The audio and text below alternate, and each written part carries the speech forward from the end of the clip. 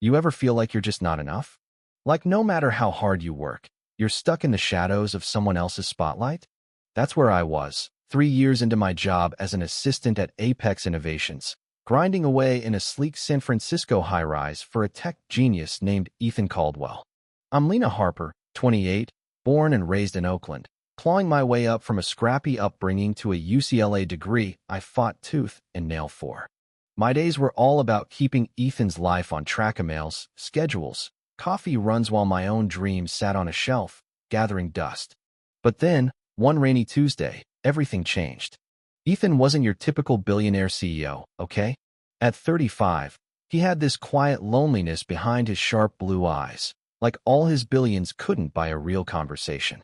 He'd built Apex from nothing, a cybersecurity empire, and lived in a Pacific Heights mansion that screamed success, but he was miserable. I saw it every day, the way he'd stare out the office window lost. That Tuesday, he lingered at my desk, tie loose, looking human for once. "Lena, you work too damn hard," he said, voice soft. "You deserve better than burning out for me." I laughed it off, but his words stuck, like a crack in the wall I'd built around my insecurities. Next morning, he dropped a bomb. An invite to the British consulate gala at the Fairmont, black tie, high society, the kind of place I'd only seen in movies.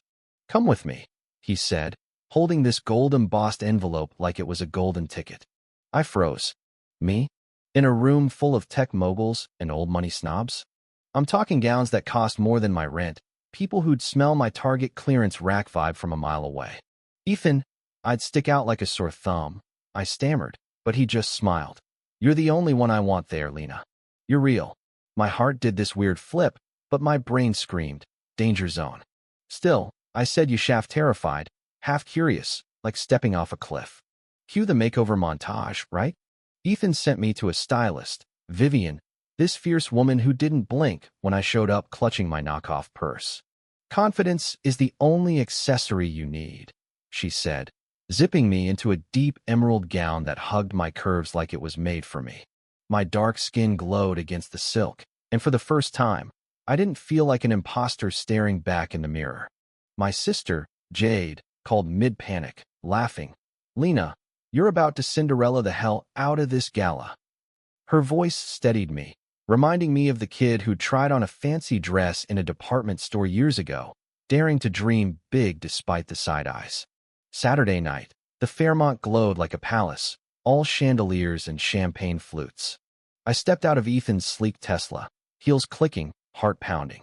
Inside, the ballroom was a fairy tale: silk-draped tables, a string quartet, the air thick with wealth.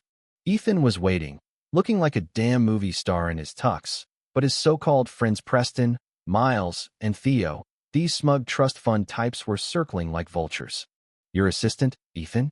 Preston sneered, loud enough for half the room to hear. "What's next? Bringing the janitor to Yacht Week?" Miles chuckled. "Gotta say, bold move for a guy with your reputation." Theo just smirked, sipping his drink. "Hope she knows which fork to use." Their words stung, sharp and cold, but I held my head high, gliding through the crowd like I belonged. And you know what? I did belong. I chatted with a judge's wife about privacy laws, held my own with a venture capitalist who grilled me on tech regulations. Ethan watched, pride in his eyes, as I worked the room with a confidence I didn't know I had. For a moment, I was unstoppable until those jackasses cornered us on the terrace. Preston, slurring from too much scotch, grinned like a shark, told everyone, "You're just his secretary, Lena. Gotta keep it real, right?" Miles piled on, "No offense, sweetheart, but you're out of your league." My stomach dropped. The whole room knew I was the help playing dress up. Ethan snapped, "She's worth more than all of you combined." But the damage was done.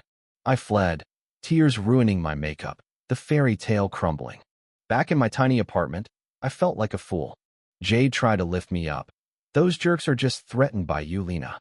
But their words echoed every doubt I'd ever had. Didn't belong in Ethan's world.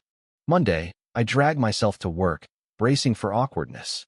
But then, this headhunter, Claire, showed up, saying she'd seen me at the gala, heard me talk tech, and wanted me for executive roles, big ones, 6 figures, corner offices.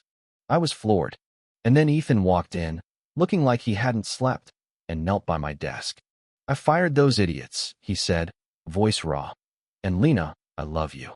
I've loved you for years, your laugh, your heart, the way you make everyone feel seen." I was crying now, because I loved him too, had for so long it felt like breathing. He handed me sapphire earrings, a reminder of the woman I'd been at the Gala. Brilliant enough. "Take the job, Lena," he said, "or stay here, run Apex with me, as my equal."